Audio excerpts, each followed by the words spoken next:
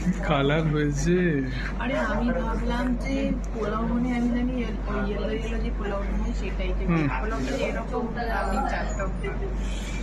তো শেরি বেঙ্গলের দেখতে পাচ্ছ অসাম। তোমরা কারা কারা আমার জানো না এরকম।